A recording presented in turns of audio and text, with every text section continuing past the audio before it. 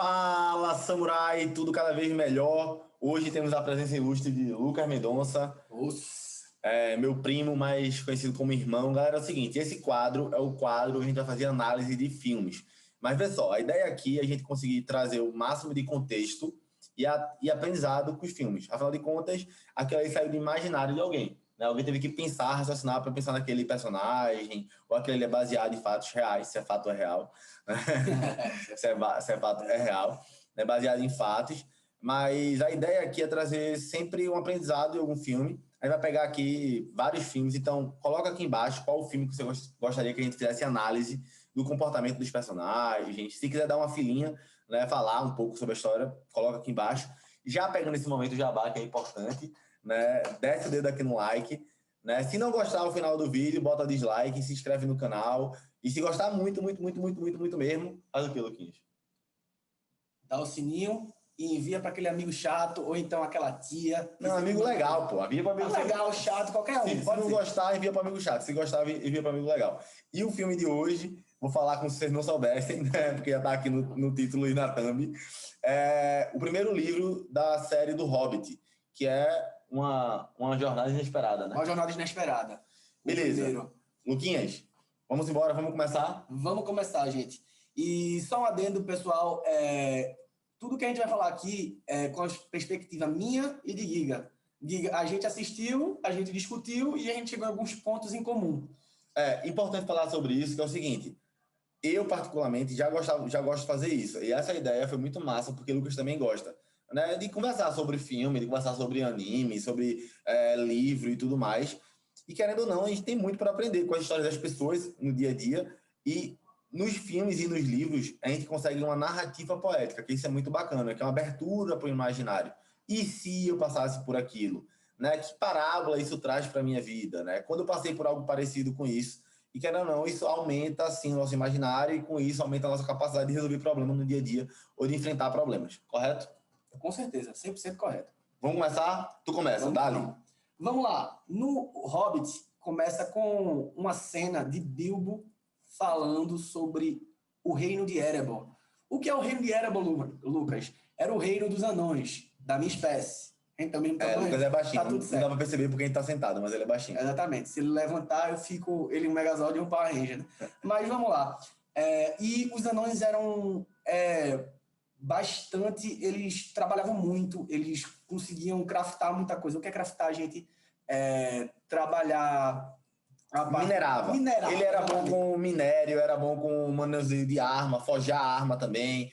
Os caras estavam no auge deles. Naquele momento, eles estavam no auge. Muito ouro, minério, era reconhecido. Tinha dois polos, né? Que eu não sei qual é o nome, mas o Lucas sabe de cabeça qual são. Uma é Erebor e outra Moria. Exatamente. Eu sei. Ele sabe de cabeça as paradas, mas basicamente os caras construíram um império embaixo de uma montanha. E nessas montanhas tinha um minério, ou seja, minério de ouro e tal, e querendo ou não, como passa na Idade Média, como se fosse uma Idade Média, né?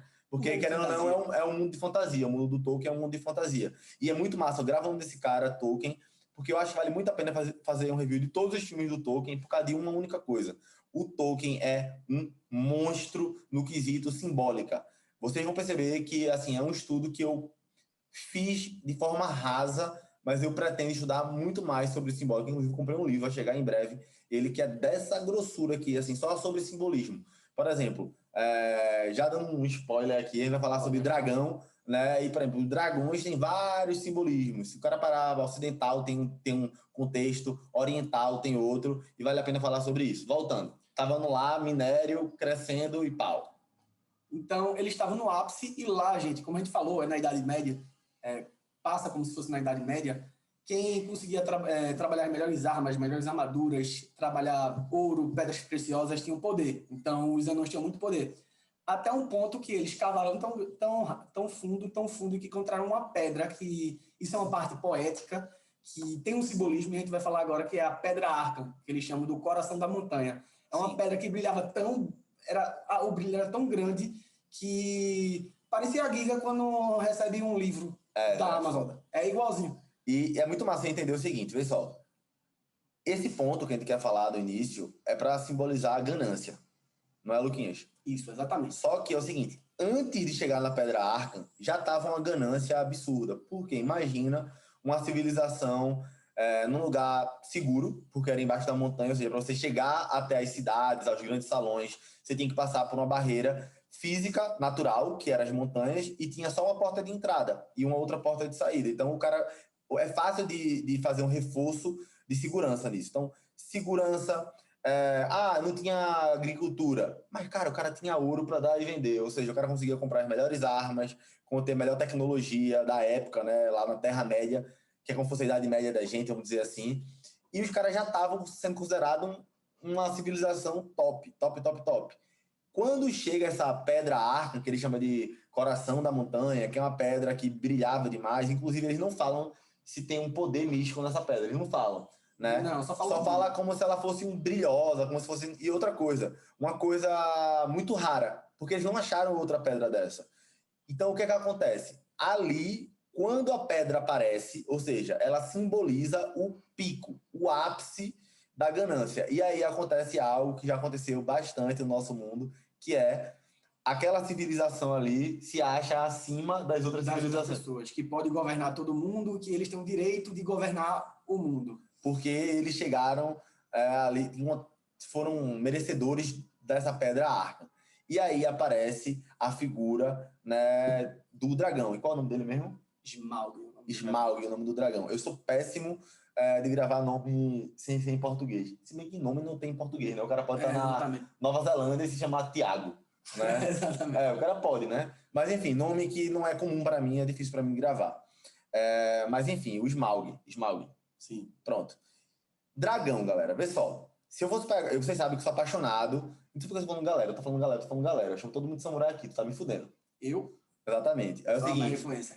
Má influência. Não tem esse galera, não. É samurais. Clã samurai, essa porra. Aí é o seguinte. Os dragões, por exemplo, na cultura oriental, eles sempre são colocados... Primeiro, os dragões orientais... Dá pra pesquisar aqui, Lucas... Tu que vai fazer a edição desse vídeo. Se puder, coloca aí dragão oriental. Tipo assim, os caras não... A maioria deles não tem asa. Eles são mais... em forma mais de serpentes, alongados. E eles geralmente significavam abundância, fertilização, poder, nobreza. Só que, para ocidental, ele traz essas duas coisas. Ele tem um símbolo de duas formas. Tanto o símbolo que traz nobreza, mas também significa o mal. E aqui o Tolkien traz o dragão como o ápice do mal. Você chegou aqui no pico da ganância e agora você vai ter o mal com isso, que aí é o dragão. O Smaug ali, e aí, pessoal, quem já leu a Bíblia sabe o que eu tô falando, aparece o dragão lá como mal. São Jorge, né, naquela luta lá, matando o dragão, matando o mal. O mal se depara e ele fala assim, cara, o mal, ele cresce em cima de algo negativo. Ou seja, em cima do rancor, em cima do ódio, em cima da cobiça, em cima da, nesse caso, ganância. Então, esse é um ponto foda. Dessa parte. Algo mais falar sobre isso? Não, sobre tradução, tudo bom. Vamos simbora. Dito isso, pessoal, samurais. Dito isso, samurais. Depois disso, tem um encontro de Bilbo, que é o nosso, vamos dizer que o personagem principal de O Hobbit, com Gandalf, que eu chamo do nosso mendigo mago. Vamos dizer que é o sábio de todo o Hobbit, tanto do primeiro, segundo, terceiro, até Senhor dos Anéis. Exatamente. A trilogia. É aquela imagem do sábio, aquela pessoa que sempre guia a pessoa, o principal, pro caminho correto. Uma coisa importante é o seguinte, Gandalf, ele sempre faz o que é melhor para você, não o que você quer. Exatamente. Essa é e que, inclusive, não sei se vocês já passaram por isso, mas eu passei demais na minha vida, não sei se o Lucas passou também, que era... Depois que as coisas passavam, eu dizia, puta merda, minha madrinha tava certa. Puta merda, minha avó tava certa. Puta merda, aquela pessoa mais sábia tava correta. Porque ele falava o que era correto, e não o que eu queria escutar. Né? E o Bilbo aqui, além de ser o personagem principal, nesse momento, né, vamos dizer assim, ele não é o personagem principal, mas a narrativa é cima dele. A narrativa é dele. Ele tem uma história também, né? Cara, todo mundo é Bilbo. Todo mundo. Eu sou Bilbo, você é Bilbo, o Lucas é Bilbo. Eu acredito que todo mundo, a gente permeia entre esses personagens. A gente poderia permear entre esses personagens. Mas ali, o Bilbo, ele traz uma característica muito nossa. e o Lucas vai falar sobre isso e eu vou complementar. Continua, Luquinhas. E essa parte do encontro de Gandalf com Bilbo, ela encaixa muito com a primeira parte da jornada do herói. Se vocês querem um vídeo, um conteúdo sobre a jornada do herói bem detalhado, bota aí no comentário que a gente faz também. Para explicar a você como é que é a estrutura da jornada do herói. Muito filme faz isso. A maioria das histórias contadas trabalham com essa estrutura. E esse encontro do Bilbo com Gandalf é exatamente essa parte. É o começo da jornada do herói. Como é que funciona? Bilbo chega em casa um dia e estava lá Gandalf na porta e diz assim: ei, Bilbo, vamos para uma aventura. Claro, a gente está resumindo, pessoal. E ele diz assim: não vou. Quero ficar aqui em casa, tá bom. Gosto da minha casinha bonitinha, comendo meu queijinho, comendo meu vinhozinho, de boa. Não quero sair daqui, não. Ele até fala, né? Eu sou Bilbo bolseiro e eu tô no bolsão. Pra que eu quero ir para outro lugar? Eu tô no lugar perfeito. Exatamente. Aí Gandalf vai e questiona e puxa já uma característica que ele tem como infância, dizendo assim: não, mas quando eu te conheci, você não lembra, mas você era uma pessoa que tinha a alma de um aventureiro e queria conhecer o mundo. Onde é que está isso agora? E ele nega essa parte, ele usa de novo. Tu tem alguma coisa a colocar? Tenho. É o seguinte, Bilbo, vê só, porque quando eu falo isso, peraí, Giga disse agorinha que nós somos Bilbos. Mas, aqui, quem tá no Clã Samurai quer evoluir, quer crescer, quer se desenvolver. Como é que a gente é igual a Bilbo, que quer ficar na zona de conforto? Vê só, a grande confusão mental é exatamente essa. De vez em a gente pensar sempre em sair da zona de conforto, a gente tem que pensar em expandir nossa zona de conforto. É tipo o seguinte, cara, é desconfortável sempre que eu falo em público. Eu não tenho que lutar para fazer o desconfortável sempre. Para sempre ser desconfortável, sempre falar em público. Eu tenho que lutar para falar em público, não ser desconfortável. É diferente, entendeu? Eu estou expandindo minha zona de conforto. E querendo ou não, todo ser humano, todos nós somos animais de hábitos. Então, querendo ou não, cara, imagina, né? Vamos pensar nesse teu objetivo que tu quer alcançar, seja ele qual for. Sei lá, chegar a 20 mil reais por mês, seja emagrecer, seja começar a ler. E tu tá conseguindo ler agora, tu não lia nunca. E agora tá conseguindo ler um livro por mês. E aí chega alguém para tu e fala assim, cara, vamos aqui aprender a ler, vamos aqui numa aventura onde a gente vai conseguir sair daqui lendo 3 livros por mês. Cara, peraí, pô. Eu saí de 0 para 1 livro por mês, dá 12 livros no ano. Não é 12 livros no ano, é mais do livro que eu li na minha vida toda. Né? Tu tá querendo arrumar mais confusão para mim, entendeu? Tenta compensar o seguinte, sempre como próximo passo. Nós, enquanto seres humanos, a gente é inconformado, né? É da nossa natureza. Né? Inclusive, lá na frente, na continuação desses filmes, né, que é no Senhor dos Anéis, ele fala muito isso do homem, né? Que é um mix entre querer ter essa ganância de querer sempre governar os outros povos, junto com a vontade, uma virtude de crescer. Essa virtude de crescer, ela não pode ser confundida, né, com a ganância. A virtude de crescer é aprimorar, é melhorar o que pode ser melhorado. E a ganância, muitas vezes, é passar por cima dos outros, ficar acima dos outros para conseguir chegar num patamar maior. E aí, voltando para Gandalf e Bilbo, o que acontece?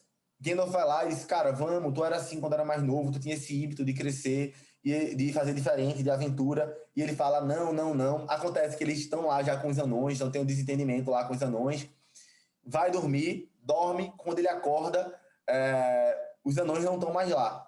E aí, o que acontece? Como todos nós já passamos por isso, a oportunidade, passa selada. Inclusive, você está perdendo a oportunidade de se inscrever no canal, se você não se inscreveu ainda. Você está perdendo a oportunidade de se inscrever no Clã Samurai, que é o Netflix da plataforma, que está aqui no link da descrição. Você está perdendo várias oportunidades. Então, a vida é assim, passa várias oportunidades, e assim como o Bilbo, a gente perde essas oportunidades. Só que, naquele momento, o Bilbo ele faz o quê? Uma reflexão. Ele fala, cara, eu estou perdendo uma oportunidade de viver algo diferente. Eu estou perdendo a oportunidade de fazer algo novo. Eu estou perdendo a oportunidade de aprender algo novo. Eu estou perdendo a oportunidade de mudar. Se eu não mudar, isso aqui eu já conheço. Vai ser o resto da vida isso aqui. Não vai ter aventura, não vai ter emoção.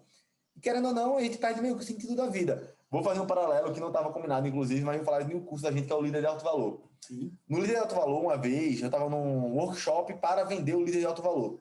E aí, um rapaz, um senhor, falou, tem meu filho criado, tem uma filha médica, outro filho médico, tem um filho que é doutor, né?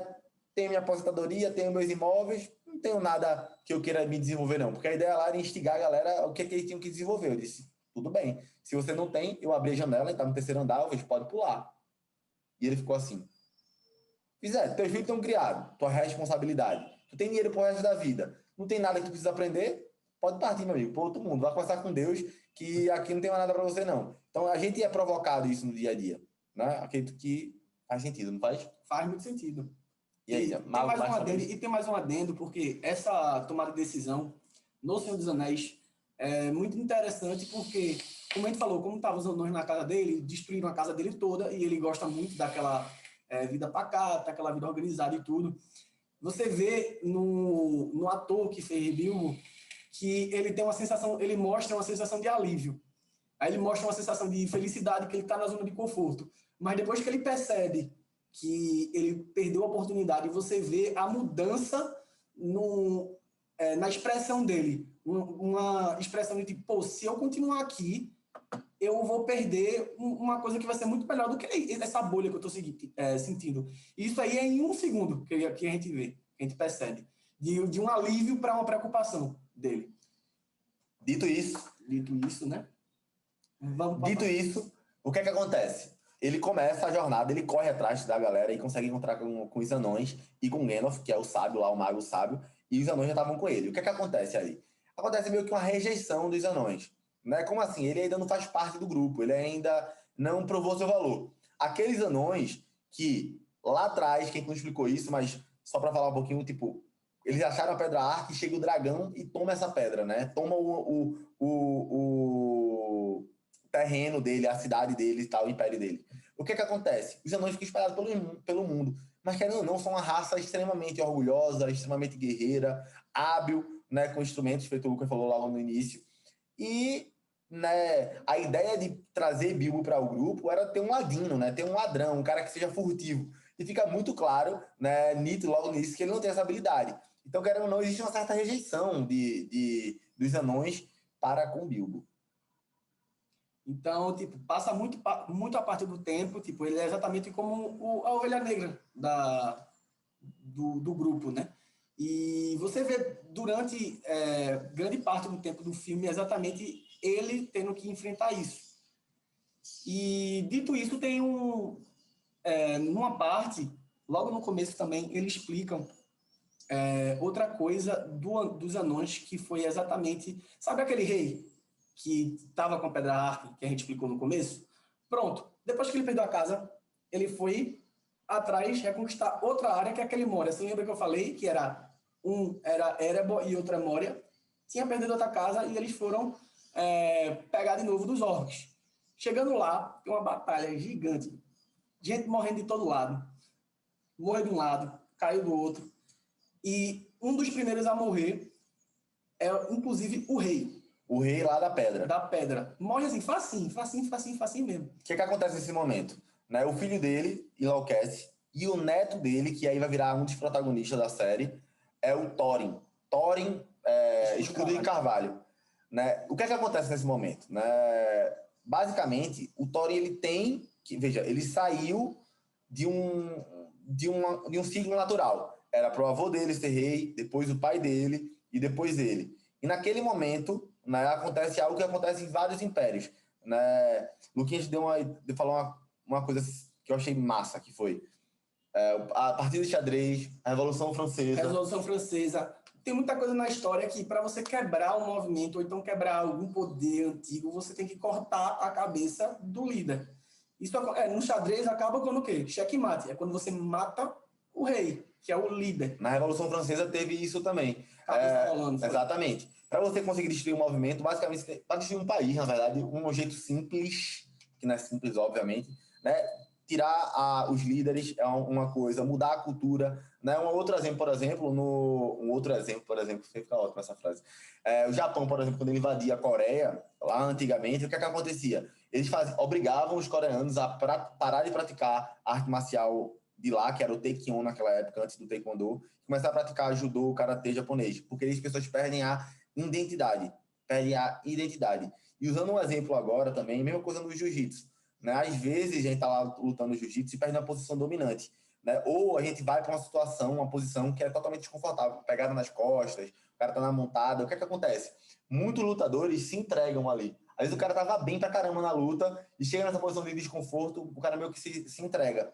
E aí acontece algo muito massa, que é o seguinte, o Thorin, né, o escudo de Carvalho, ele assume, né, essa posição. Ele assume essa posição de líder. Ele fala, bicho, a gente tá perdendo aqui, todo mundo tava com a moral lá embaixo, né, o líder supremo lá morreu, o filho dele ficou louco, e o Neto assume o BO e fala, bicho, vou aqui pra frente.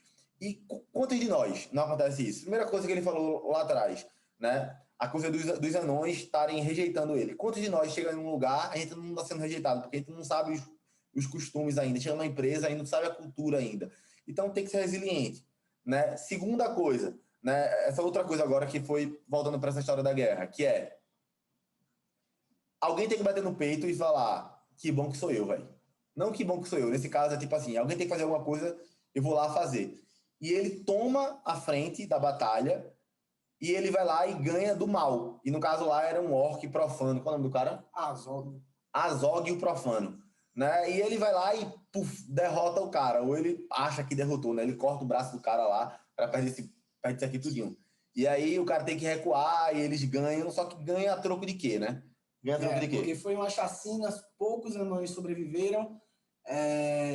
E só um adendo essa parte de Thorin, também que é engraçado, porque, tipo, é muito bom na parte do Hobbit, porque na hora do desespero da batalha, onde eles estavam sendo todos aniquilados, foi a hora que Thorin foi e tomou a decisão, exatamente. E o que fala muito é que esse Azog, esse orc profano, era quase impossível de ser derrotado. É aquele desafio que todo mundo olhava e dizia, vai lutar com ele e você vai morrer. Uhum.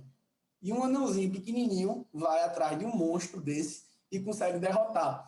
Então, ele só com essa decisão e esse feito que ele conseguiu, em questão de, não foi nem, foi minutos, segundos que ele fez isso e conseguiu derrotar, ele já mudou a moral de todo mundo e conseguiu que todo mundo seguisse ele. Ele virou um líder de verdade. Eu gosto de dar exemplo, todo mundo já fez isso, velho.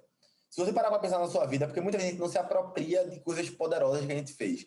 Né? Eu lembro uma vez, quando eu estava trabalhando ainda, estagiando, na verdade, como técnico, e a gente fazia parte de orçamento. Né? Pô, passei até pouco tempo lá.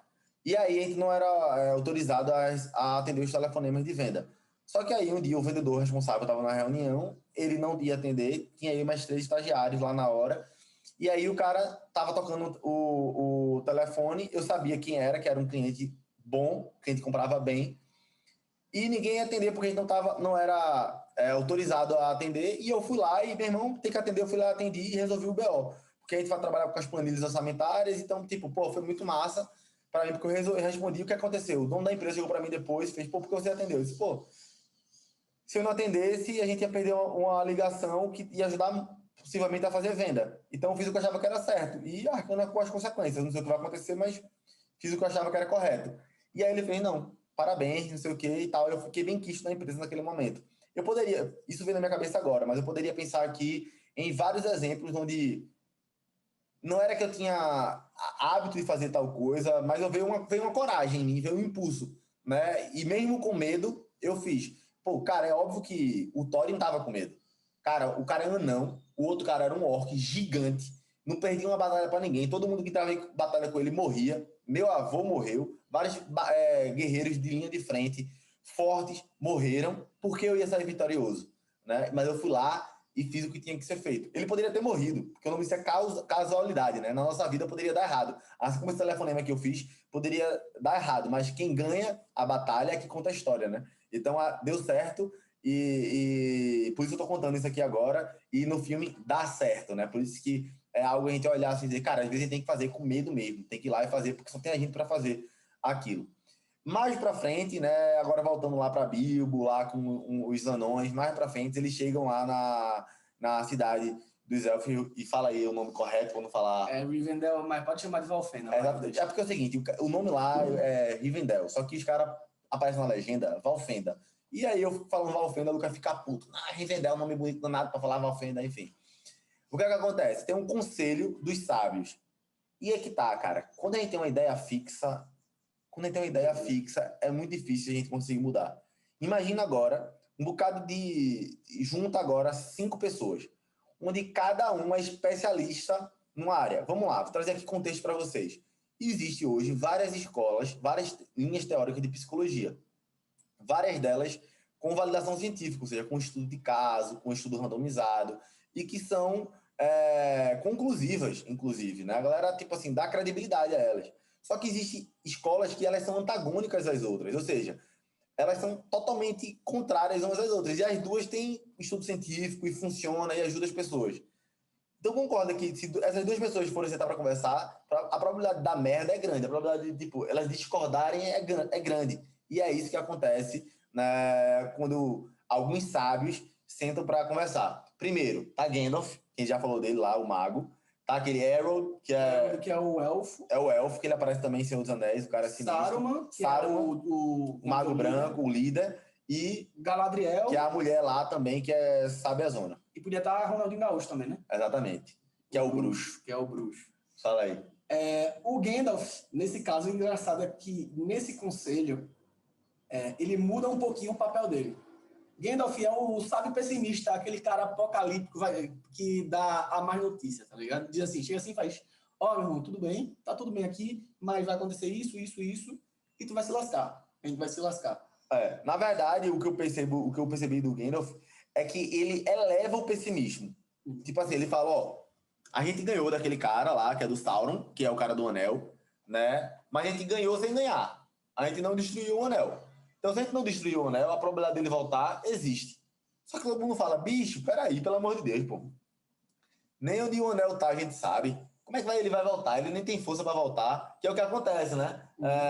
O Saruman, ele fica fazendo isso, né? Tipo, fica, bicho, esse bicho não vai voltar não, né? Ele ganhou dele, como é que ele voltar não? Bicho, deixa de ser pessimista. É mais forte. Não, e outra coisa, a gente já ganhou uma vez para ganhar de novo, deixa de ser pessimista, deixa de não sei o que lá. E fica questionando as evidências. As evidências, porque ele traz evidências. Traz evidências, galera, tá acontecendo isso aqui. Teve aquelas aranhas, aparecem umas aranhas gigantes lá no bosque do Mago Marrom. Radagast. Meu irmão sabe o nome de todo mundo, bicho, que agonia. Aí, Radagast, ele fala, bicho, não é normal ter essas aranhas vieram não sei da onde, tem um necromante.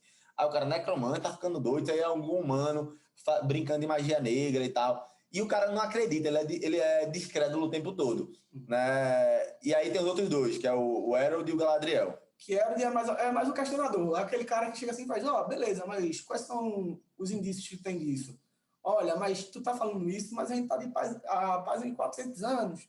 Ele vai dando os pontos para... É aquele cara que questiona, que quer saber qual é a verdade. Ele não tem uma posição correta. E tem o Saruman, que a gente já falou, que é esse cara arrogante, o cara que sempre tá com aquela ideia fixa, e mesmo sendo o sábio, o líder daquele conselho, ele estava tão cego que ele não estava conseguindo ver a verdade. Isso é importante, vê só. Eu não enxergo ele como arrogante, velho. Mais uma vez, tipo, eu tenho uma verdade. Eu construo uma verdade. As minhas evidências mostram isso. Uhum. Eu não acho que, nesse momento, que eu ia dar um spoiler lá da frente, mas ali é o seguinte, o cara tem as verdades dele, velho. Ele tem a verdade dele, ele fala, bicho, eu sou o mais poderoso daqui, eu sou o líder, eu não tô vendo nenhuma evidência que mostre que isso tá acontecendo. Então é normal, é natural isso acontecer. Mas, eu sempre gosto de trazer contexto para vocês. Eu tava numa empresa uma vez, fazendo consultoria, e aí um estagiário falou, e se a gente fizer tal e tal e tal coisa? E aí um supervisor falou, não, já tentou fazer isso e não dá certo. E foi uma bosta, porque, tipo, o estagiário ficou para baixo pra caramba. Depois eu vou falar com o estagiário. E aí, cara, fala um pouco mais sobre aquilo. Ele, não, deixa pra lá. Ele já falou que já tentou e não deu certo, deixa pra lá. Eu disse, tá, mas se tu acredita que dá certo, tu tem um motivo. Por quê? Porque eu vi isso, tem isso, tem essa tecnologia nova e que dá pra fazer. Quando eu cheguei pro supervisor, eu perguntei, quando tu tentou fazer, tu fez isso, dessa forma, usando essa tecnologia? Aí ele, não. Até aqui eu vi, mas eu não sabia que tinha essa tecnologia nova. Ou seja,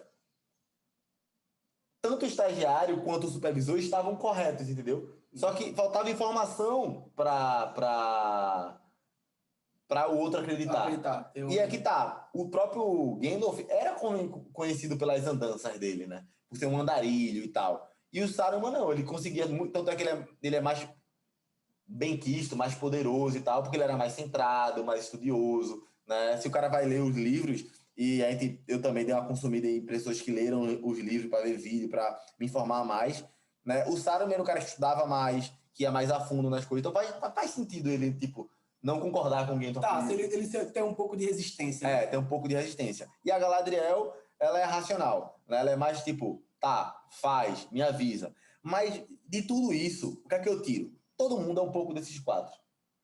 Em algum momento. Sabe? Todo mundo. Tu já foi o pessimista, tu já foi o questionador, tu já foi o sábio arrogante, tu já foi o racional. A ideia aqui que eu trago pra minha vida do filme é, cara, ser qualquer um desses 4 100% das vezes... É impossível. É impossível não, é ruim. Saca?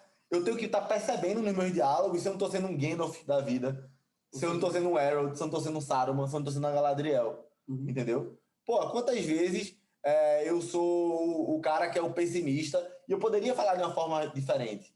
Assim como o próprio Gandalf poderia chegar munido de mais provas, de mais evidências. Entendeu? Né? E eu entender também que, poxa, às vezes eu tô convicto, eu tô correto, mas quantas vezes eu errei e as pessoas não acreditam em mim, eu tô incrédulas porque eu errei antes. Então eu também tenho que ter paciência. Sabe? Pra mim, o que eu trago pra minha vida é meio que isso. Dito isso, continue. Aí, depois desse conselho, os nossos anões, o Hobbit, partem sem o nosso mendigo mágico para a cidade dos orcs. Rola um monte de aventura e eles acabam entrando lá, na cidade dos orcs. E aí, meu amigo, é quando aparece, vamos dizer que eu chamo que é a primeira fraquejada. A gente vai explicar um pouco, mas é a primeira vez que Bilbo, ele dá para trás na aventura dele, no que o grupo está procurando. O que é que acontece? Tava todo mundo lá no meio, os orcs empurrando todo mundo. Como ele é mais baixo, ó, o Hobbit é mais baixo do que o anão. Então, será que eu sou um Hobbit? Possivelmente. Provavelmente eu sou um Hobbit, não sou um anão não, né? Beleza. Então, no empurra-purra, ele vai, abaixa, todo mundo passa e ele fica. Ao invés dele ir na direção ajudar o grupo, ele vai para uma direção oposta. E isso é um simbolismo que, tipo, não é a primeira fraquejada. Eu acho que a gente falou fraquejada só para resumir, né? Tipo assim, na real, se a gente pegar pra pensar, o Bilbo, ele era o único que não era guerreiro. Então ele fez o que qualquer pessoa faria. O que qualquer um de nós poderíamos fazer. Que é, bicho, isso aqui é coisa de louco, eu nunca briguei na minha vida. Eu tô agora tendo contato com um bocado de orc. Bicho que eu nunca vi na vida. Que eu nunca vi na vida. Os caras que são guerreiros, que eu tinha acabado de lutar com aqueles trolls grandes, que os caras tinham vencido uns trolls gigantes. Essa mesma anões, um pouco atrás, porque a gente vai falar daquela parte do filme, mas um pouco atrás, os caras tinham ganho de 3 trolls gigantes. Beleza, na manha, tinha ganhado na porrada, depois tinha perdido, depois ganhou dos trolls. Perderam pros orcs que são pequenos comparado com os trolls, porque era muito. Então o cara queria sobreviver, bicho, meu irmão, que negócio louco, tá, sabe? Então, isso poderia acontecer com a gente. Quantas vezes a gente fala, bicho, não dá mais não, velho. Dá mais não, eu tenho que arregar aqui. Quantas vezes? Né? Acontece com todos nós, eu acredito. E nesse mesmo tempo, então, a história meio que se divide. Vai os anões para um lado, com Thorin, o escudo de cavalo, aquele novo líder do grupo. Bilbo, ele se separa e acontece 2 coisas importantes ao mesmo tempo na história. O primeiro é Thorin descobrindo que aquele Azog, o profano, o orc, Sim, que matou o avô, deixou o pai louco e que ele derrotou, não estava morto. Ele acreditava, ele estava piamente, ele acreditou que ele tinha enfrentado aquele desafio. E o desafio, ele descobriu que estava vivo. Só que ele não quis acreditar. Lucas até fala assim, a não aceitação. E cara, mais uma vez, toda vez que eu vejo um filme que me faz pensar, eu fico, tipo, dialogando comigo. Vamos lá. Tá eu, Lucas, e vai estar lá o Rodrigo e Bernardo, né? Que vai aparecer também no vídeo que a gente fizer 3 homens e meio. 3 homens, eu, Rodrigo e Bernardo, e meio é Lucas, né? Que é pequenininho. E aí, o que acontece? Imagina, tá nós 4, e acontece uma situação que não dá pra saber qual foi o final. E a gente, cara, morreu. Aí a gente fala, será que ele morreu? Morreu, pô, morreu. Um ferimento desse, morreu. Não é possível que ele morreu, não. cara, eu acabei de acreditar, entendeu? Naquilo. E aí chega uma outra pessoa e fala, bicho, esse cara tá vivo. É normal eu acreditar que ele não tá vivo.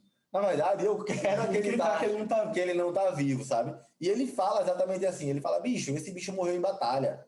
Ele morreu em batalha, com o ferimento da batalha. Acabou pra ele, deu ruim pra ele. E ele realmente dá uma negada disso. Em contrapartida, né, nessa hora que o Bilbo se afastou, mais uma vez, ele não saiu correndo contra, não. Como ele era menor do que os anões, a galera começou a pegar os anões, ele se abaixou, ficou abaixadinho, a galera passou lotado com os anões, que eles realmente estavam buscando os anões, não sabia que tinha Bilbo lá com eles, não sabia que tinha o Hobbit com eles.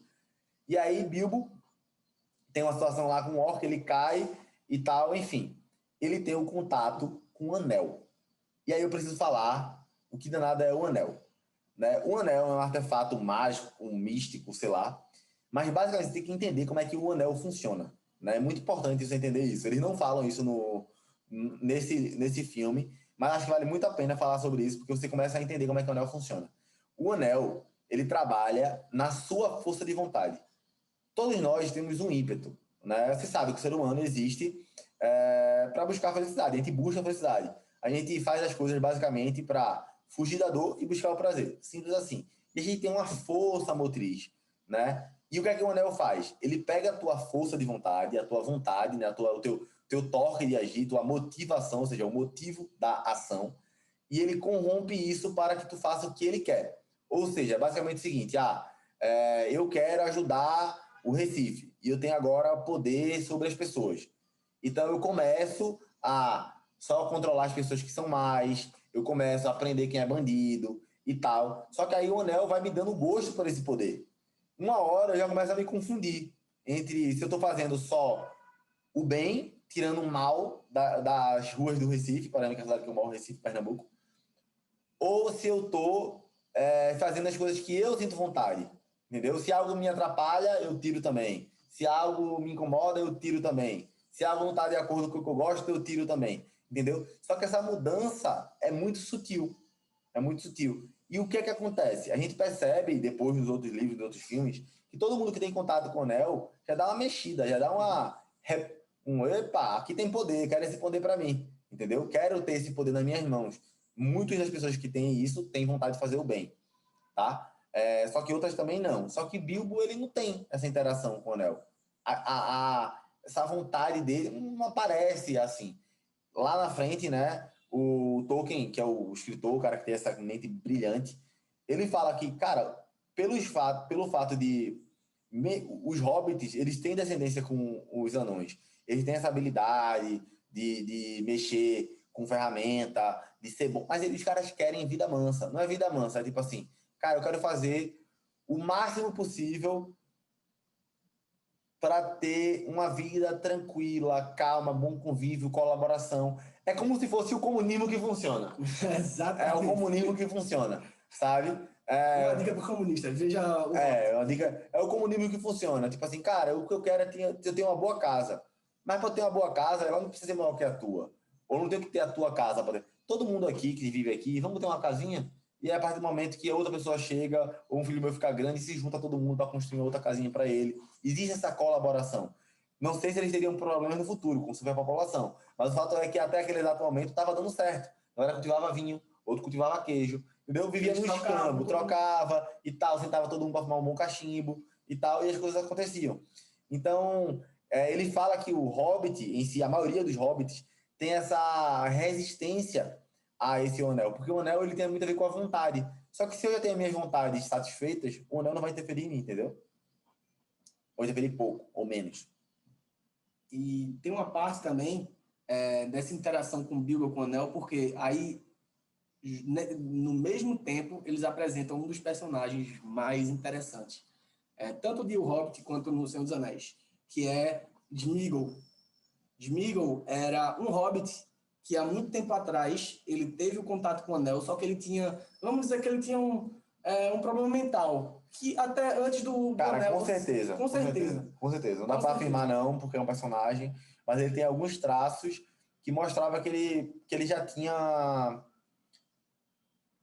alguma síndrome. Ele tem alguma síndrome. E o fato é que ele é consumido pelo anel e ele interage com com o Sméagol, né, que é o Gollum, de uma forma totalmente diferente de qualquer outra pessoa interagia, né, Lucas? Ao ponto de, tipo, ele tá tanto tempo com o Anel que ele cria uma segunda personalidade, que é a personificação do desejo dele do Anel. Então, Sméagol é o nome dele, só que ele tem uma outra personalidade chamada Gollum. Então, você vê durante essa interação de Bilbo com Sméagol que ele fica falando com ele mesmo e o Sméagol e Gollum é difícil de você saber qual é que está falando mais, porque agora eles se tornaram um. Eles ficam se falando, só que é um diálogo muito interessante você ver. Porque o Sméagol, ele não é mau. O Sméagol não é mau. Não é mau.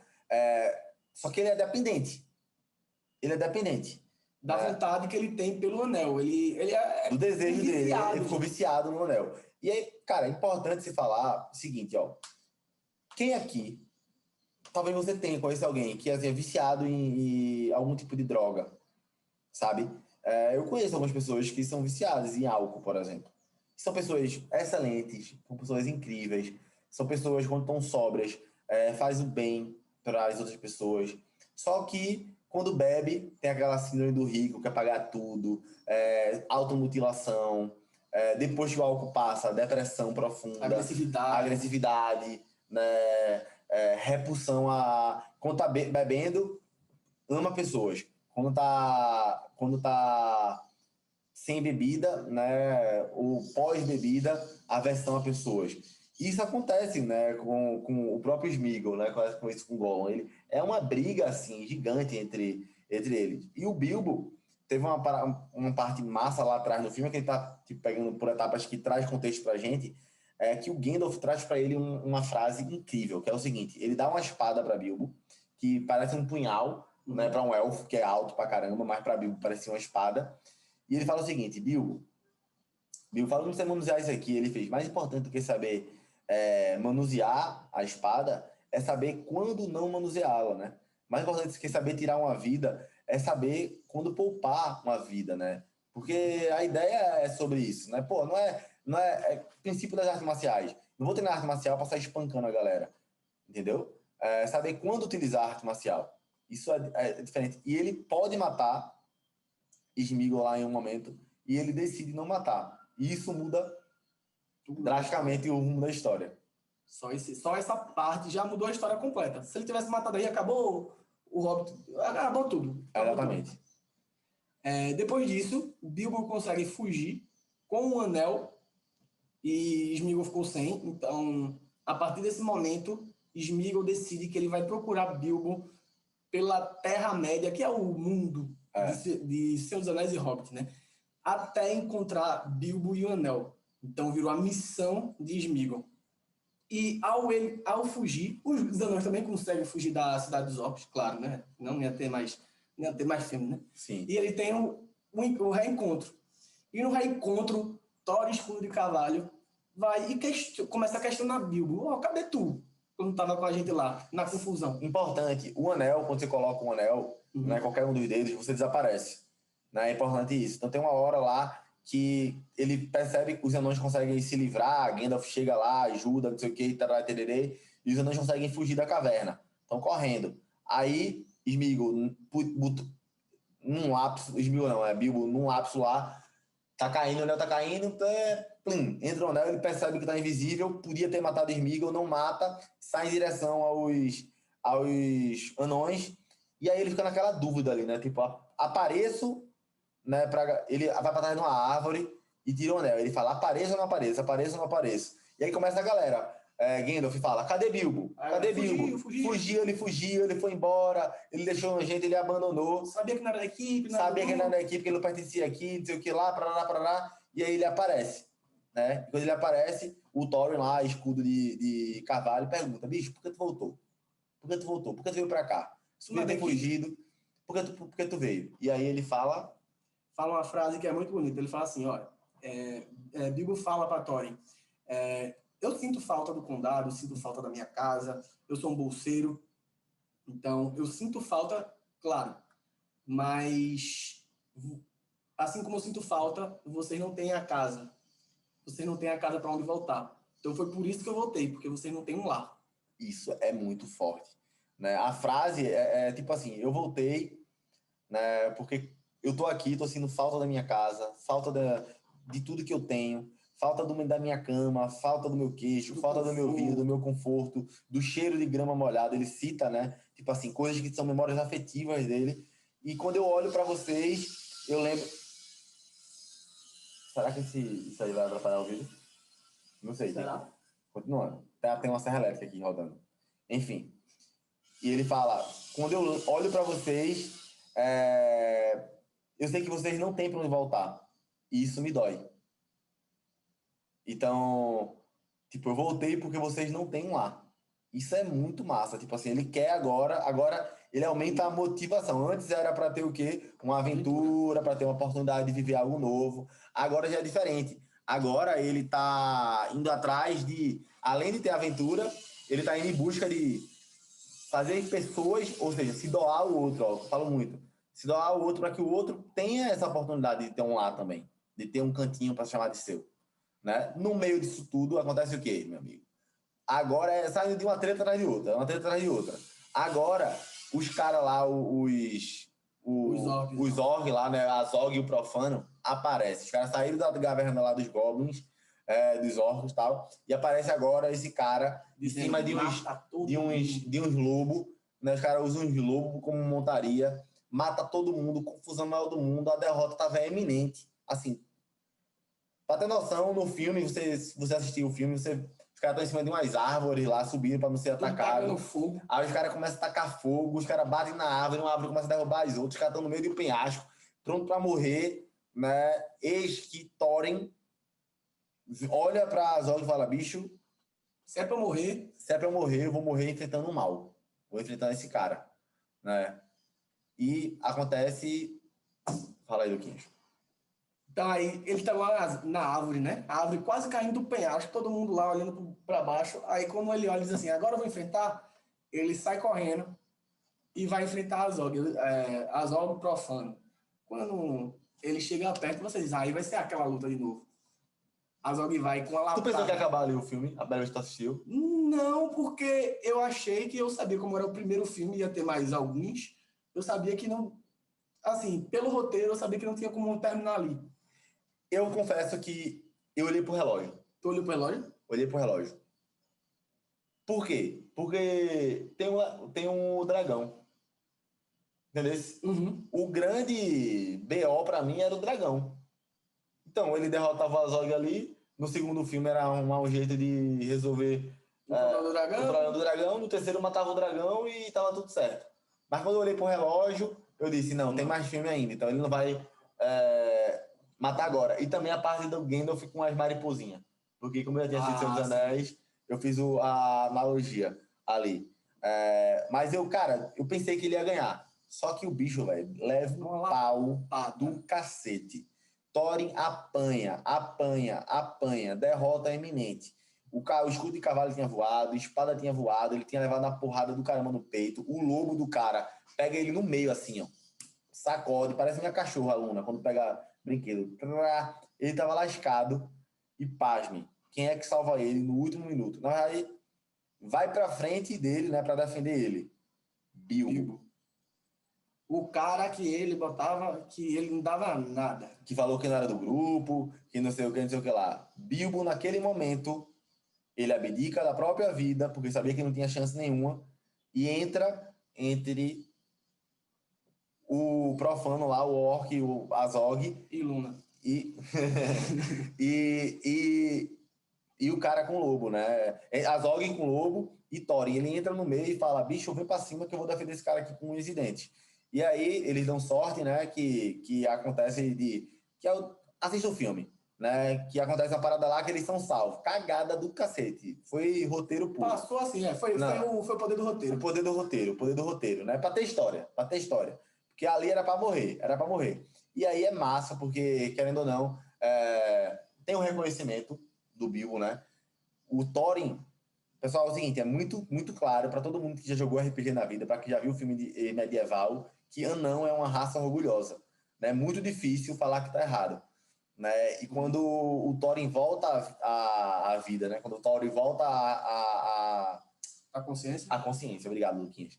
Quando o Thorin volta à consciência, a primeira coisa que ele fala é: eu nunca estive tão errado, né? Quando eu tava com você. Então, tipo, a redenção total. Cara, isso é uma simbólica da cruz sinistra. Sinistra. Bilbo, quando ele se sacrifica, é que ele se torna importante. Uhum. Quando ele coloca a vida dele, assim, a vida do outro acima da dele, né? Que ele realmente agora ele faz parte do grupo. Cara, isso é incrível, porque assim, talvez você não tenha isso agora com seus pais, mas quando você é criança, você tinha isso com seus pais. Quem é que te amamentava? Quem é que te dava comida? Né? Por exemplo, né? Parece uma loucura, e você fala isso, a galera fica meio, nada a ver, Guilherme, mas faz total sentido. Uma das coisas que faz você criar vínculo com o seu cachorro, por exemplo, que cachorro não ama, tá, pessoal? É importante falar isso. Cachorro não ama. A gente pode amar o cachorro, mas o cachorro não ama a gente. Ele tem vínculo. É diferente de amar, tá? Ele pode dar carinho, é natural, é do instinto dele. Ele pode dar vida por você, também é natural, faz parte do instinto dele, por causa do vínculo de matilha, vínculo hierárquico. E uma das coisas mais incríveis é, se ele tá doente, você cuida dele. Ele tem fome, você dá comida para ele. Ele quer se divertir, você que sai com ele. Você que limpa o ambiente onde ele dorme, onde ele faz cocô. Se não fosse você, nada disso aconteceria. Cada pequena ação que você tem com o cachorro cria vínculo hierárquico. Toda vez, por exemplo, que você faz algo que reforça esse vínculo, aumenta a quantidade de possibilidades dele fazer algo por você. Por exemplo, ele defender na rua, né, dar a vida por você já viu o cachorro fazendo, né, ele proteger, né, algo desse tipo. Mas é vínculo hierárquico. Mesma coisa acontece com a criança, né? Ele olha assim, toda vez que ele precisa de ajuda, é o pai e a mãe que ajuda. Ou tios. Isso cria vínculo, né? Só que no caso da gente, a gente transcende o vínculo, a gente ama, a gente se entrega, né? E isso que os pais da gente faz pela gente, ou que um líder faz. Tá, vou trazer um exemplo aqui da Gallup. Gallup, maior pesquisadora de engajamento e liderança do mundo. Pesquisa em 104 países. Ela fez uma pesquisa e falava o seguinte: as pessoas não fazem nada pelas empresas, elas fazem pelo seu líder direto. Quando, por exemplo, lá na Procter Gamble, né, ou na Unilever da vida, né, tem um cara lá na execução fazendo um puta trabalho, e você vai falar com esse cara, ele fala: cara, o meu supervisor, cara, o meu gerente me deu uma oportunidade e eu tô fazendo isso aqui por ele, né? Ou por ele também, né, pela própria pessoa, para querer se promover. Mas acontece muito das pessoas fazerem pelo seu líder direto, porque cria vínculo, tá? Isso, eu poderia passar horas falando sobre isso. Vínculo, gatilho da reciprocidade, várias coisas. E ali acontece um puta vínculo. Bilbo, que não era do grupo, Bilbo, que não era um anão, Bilbo, que não queria estar lá, Bilbo, que poderia ter fugido, Bilbo, que desapareceu, ele coloca a sua vida, né, em prol do Thorin, e aí o Thorin fala: bicho, eu tô passando agora por cima do meu orgulho de anão, que é muito importante para mim, para dizer, eu nunca estive tão errado na minha vida. E essa parte é foda. Por isso que eu falo, um dos princípios da liderança é serviço, né? Servir, se entregar, não só a vida, né? Isso é uma forma categórica, mas vale a pena, né? Eu acredito nisso, que vale a pena morrer pelo outro, né? Eu acho que não é que eu não conseguiria viver, mas, porra, deve ser muito foda você saber que você poderia ter salvado alguém, mas você não salvou porque você foi egoísta, só pra você se manter vivo. Mas isso aqui é papo pra outra história. E aí, essa coisa sensacional, emotiva, essa parte muito simbólica e que realmente é um final incrível. Como é que eles finalizam a cereja do bolo? Eles olham para cima da montanha e tá lá o objetivo deles, Erebor. A casa que eles perderam. Ali, ó, visível. O simbolismo dizia assim, ó, vocês estão com um objetivo na sua frente, você está enxergando o objetivo. Outra simbólica, né? Outra simbólica forte também nessa hora, um bordo. Um bordo que aparece um pássaro e fala: os pássaros, os bordos estão voltando para a montanha, né? Os pássaros estão voltando para a montanha. Isso é um bom presságio, né? Simbólica, pessoal. A gente fala, símbolo é do demônio. Demônio é tua cabeça, infeliz. Né? Símbolo tá no mundo, né? Você olha para o sol e olha para a lua. Depois do sol vem o quê? A lua. Depois do dia vem o quê? Vem a noite. Isso simboliza o quê? Que continuidade, estabilidade. Os símbolos estão aí não para a gente viver nossa vida baseado em símbolos, mas para a gente se fortificar. Poxa, quando eu olho para a natureza, Sinceramente, você vê um ser humano matando outro ser humano, você vê o quê? Crueldade. Crueldade, sim. Quando tu vê uma violência, quando tu vê uma onça adulta pegando um cervo. Natureza, estão se alimentando. Tu não sente crueldade. Agora, se ela pega um bebezinho, Por quê? Porque bebezinho, pode ver, a maioria dos filhotes que são mamíferos, eles têm a cara mais arredondada. Isso é evolução, cara. É evolução pra gente sentir pena, né? Sentir querer cuidar, né? Harmonizada, bolada. Até os próprios felinos, né? Você pega lá o leão, né? Tá imponente. Quando ele é bebezinho, ele é aboloado, não sei o quê. É uma máquina fofinha de matar. É uma máquina fofinha de matar, exatamente. E outros animais nem sempre, né? Mas nos mamíferos é assim, porque é isso de cuidado, né? O mamífero, ele tem o cérebro mais desenvolvido. Então, essa capacidade de cuidar, de afeto, que é em certa etapa, tá? Então, acontece isso, é simbólica. Foca nisso, no simbólico. E aí, para terminar... E só para um detalhe que ele falou aí, a gente não pensou nisso nessa parte, mas qual foi eu esqueci qual foi o pássaro? O pássaro foi o bordo que chegou e estava mostrando o símbolo de esperança. Ela para na montanha, começa a picar, bater na montanha. E ela não bate na montanha, ela pega uma castanha e tenta quebrar a castanha. Quebra a castanha na montanha. Na montanha, que é o que vários pássaros fazem, né? Pega e tenta quebrar para poder comer o que está dentro. E é essa batida na montanha que acorda o dragão. E a última cena do filme é o dragão abrindo o olho. Abrindo o olho. Ou seja, assim como o objetivo tá lá, o mal também tá lá. E acordou. E para terminar isso aqui, muito importante, né? Se você não se inscreveu no canal ainda, se inscreve, curte o vídeo. Se você gostou desse tipo de conteúdo, coloca aqui, porque demanda tempo, né? A gente tem que ver um filme, pensar no roteiro, fazer isso tudo. Para trazer o melhor conteúdo aqui para você. Pegar um filme que você pode assistir só como mais um filme legal e trazer contexto para a tua vida, né? Mas eu quero que você pense o seguinte: eles passaram um objetivo e tem um mal. Quando termina o mal, vai ter outro objetivo e tem um mal. O mal aqui, e eu trago um símbolo para você pensar e raciocinar no final desse vídeo. Será que o mal não é necessário? Será que não é um degrau para a gente almejar outro objetivo? Eu não tô comparando um dragão com musculação, não. Uhum. Mas, cara, fazer musculação dói, machuca, estressa, né? Mas vai chegar em algo melhor, né? Deixar de comprar algo, pensando na minha aposentadoria, juntar dinheiro para aposentadoria, dói, estressa. Trabalhar mais horas, dói, estressa, né? Será que isso também não é importante? É óbvio que esse mal aqui tá numa escala ainda... um pouco maior, né? Que tipo assim, musculação, trabalho, juntar dinheiro é diferente de ter um filho da puta sendo mesquinho querendo te derrubar, né? Um mal ainda maior. Mas será que até esse filho da puta mesquinho, por exemplo, também não é um mal necessário para te deixar mais humilde, mais forte, mais próximo das pessoas que te amam?